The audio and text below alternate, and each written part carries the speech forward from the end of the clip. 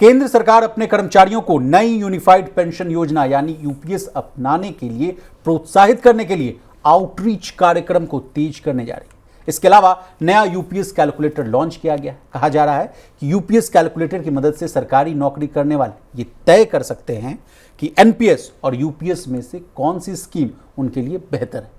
Sir, क्या है ये पूरा मामला? पहले तो ये आउटरीच वाला मामला समझाइए, उसके बाद फिर एक आज ताज़ा खबर आ रही है कि यूपीएस कैलकुलेटर को लॉन्च कर दिया गया है। नहीं, देखिए, यूपीएस या पेंशन को जो सरकारी कर्मचारियों को 50% की पक्की पेंशन देने वाला जो सरकार का बहुत ज़ोर शोर से प्लान लाया गया था, पिछले साल अगस्त में संभवतः लॉन्च किया था, और उस पूरी कमेटी की जो अगुवाई थी वो तब के फाइनेंस सेक्रेटरी टीवी सोमनाथन कर रहे थे, अब कैबिनेट सेक्रेटरी हैं।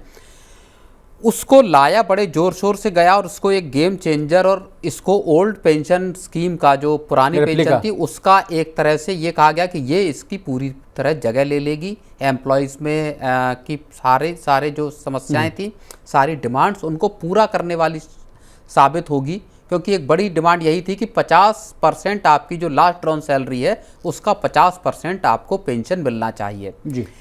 उस सबको, कि आपको एक साल की जो आपकी रिटायरमेंट होने से पहले के पूरे एक साल में यानी 12 महीने में आपकी जो एवरेज सैलरी रही उसका 50% आपको सैलरी दी जाएगी। इस तरह की पक्की पेंशन की अरेंजमेंट की सरकार ने बात कही। सर, इसको 1 अप्रैल से इम्प्लीमेंट हो गया, 30 जून तक की इसकी लास्ट तारीख है। लेकिन अब तक सिर्फ और सिर्फ 10,000 लोगों के करीब लोगों ने इसको ऑप्ट किया है, आउट ऑफ 27 लाख, और 27 लाख लोग ऐसे हैं केंद्र सरकार के जो एनपीएस से जुड़े हुए हैं। इसका मतलब है ये बहुत एक फ्रैक्शनल नंबर है या मिनिमल नंबर है जिन लोगों ने अब तक इसको चुना है।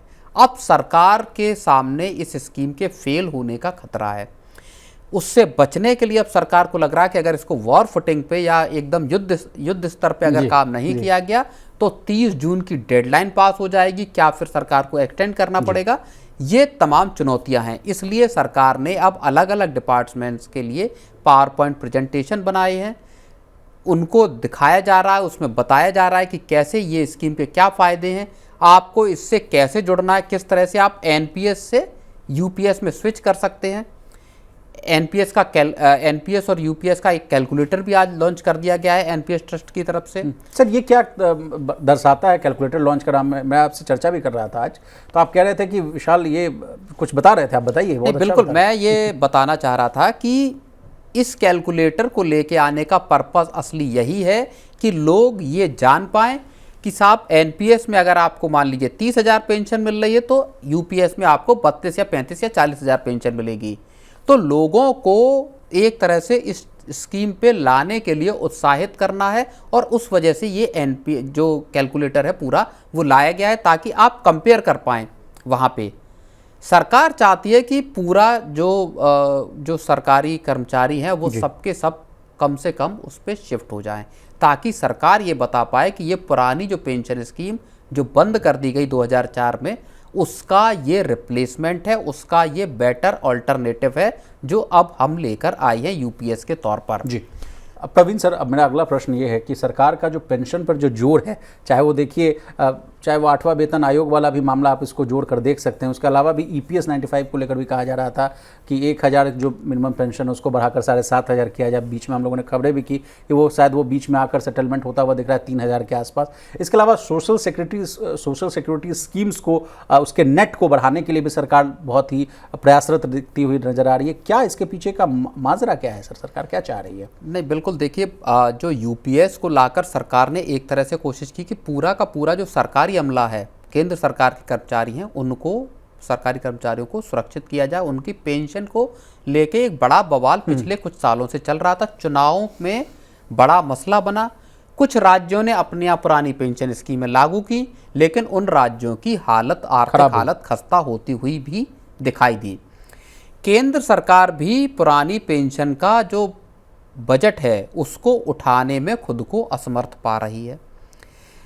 सरकार ये बता रही है कि साहब इसमें जो एनपीएस है इसमें आपको किसी पक्की पेंशन की जुगाड़ है नहीं, ये मार्केट पर डिपेंडेंट है, मार्केट में पैसा लगता है आपका और वहाँ से जो रिटर्न आ रहे हैं उसके तहत आपको जो मिलता है वो मिलता है। यहाँ हम आपको पक्की पेंशन दे रहे हैं, एश्योर्ड पेंशन 50% आपको देने की व्यवस्था है। आपके जो जो आपके परिवारीजन है, मान लीजिए जो पेंशनर है, अगर उसकी मौत हो जाती है तो उनको भी एक पक्की पेंशन मिलने की बात इस स्कीम में कही गई है। लेकिन बड़ी बात यह है समझने वाली कि आखिर अगर इतनी प्रॉमिसिंग, इतनी अच्छी अगर यूनिफाइड पेंशन स्कीम है तो कर्मचारी इसको ऑप्ट क्यों नहीं कर रहे हैं? क्या कर्मचारियों में कन्फ्यूजन है? क्या उनको पूरी तरह से जानकारी नहीं है? और उसी वजह से सरकार एक पावर पॉइंट प्रेजेंटेशन के जरिए एक एक चीज़ बता रही है। एनपीएस और यूपीएस का कैलकुलेटर लेके आई है कि आप जहां अपनी सैलरी, बेसिक सैलरी कितनी है, एचआरए कितना है, डीए कितना है, वो सब डाल के आप उसको कैलकुलेट कर सकते हैं कि साहब आपको आज की डेट में कितनी पेंशन मिलेगी या आगे जाकर आप कितनी भविष्य में पेंशन पा सकते हैं जी। तो सरकार की या तो जो कम्युनिकेशन है वहां गैप है, या स्कीम को लेके ही, और जैसा बार बार बात आती है कि कर्मचारी इस बात से खुश नहीं है कि उनको एक नई पेंशन स्कीम दी गई है। कर्मचारी जो मांग कर रहे थे वो यही मांग कर रहे थे कि आपको पुरानी पेंशन स्कीम जस की तस लागू करके दी जाए। अब जो दूसरा आपका सवाल है कि सरकार का सोशल सिक्योरिटी नेट को बढ़ाने का प्लान और किस तरह से सरकार, देखिए केवल और केवल सरकारी कर्मचारियों की बात नहीं है, उसके बाद दो तबके और आते हैं। एक तबका आता है आपका ऑर्गेनाइज्ड मजदूरों का, जो जिनके पीएफ कटते हैं, ईपीएफ से जो जुड़े हुए हैं, ईपीएफओ से जुड़े हुए हैं, और फिर आता है अनऑर्गेनाइज्ड सेक्टर का, जिसमें गिग वर्कर्स आ जाते हैं, दिहाड़ी मजदूर आ जाते हैं, और बहुत सारा तबका उसमें आ जाता है जिनका कोई पीएफ नहीं कटता जी, प्राइवेट सेक्टर में है, अपना दुकानों पे हैं, इस तरह के लोग आ गए। उनको भी सिक्योरिटी नेट चाहिए। 60 साल के बाद की उम्र में लोगों के मेडिकल खर्चे हैं, बाकी चीज़ें हैं, उनको भी आखिर पेंशन की ज़रूरत है। वहाँ कैसे मुहैया कराई जाएगी? तो एक सरकार यूनिवर्सल पेंशन स्कीम लाने की बात कर रही है, और दूसरा जो ईपीएस के जरिए एक मिनिमम पेंशन जो है वो अभी जो 1000 रुपये की है उसको बढ़ा के, पहले बात आई कि 7500 रुपये करने का प्लान चल रहा है, और फिर बात आई कि उसको 3000 रुपये कम से कम करने की बात है।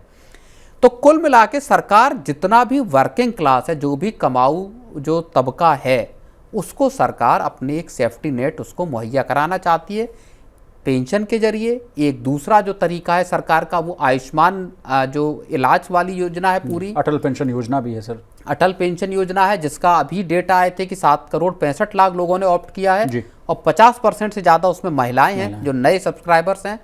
तो पेंशन को लेके जाहिर तौर पर अपना 60 साल के बाद की लाइफ को किस तरह खर्चे चलें वो लोग सुनिश्चित करना चाहते हैं, और सरकार चाहती है कि देश का जितना कामकाजी तबका है आज के वक्त में उस सबके पास एक सोशल सिक्योरिटी फ्रेमवर्क या एक दायरा मौजूद हो।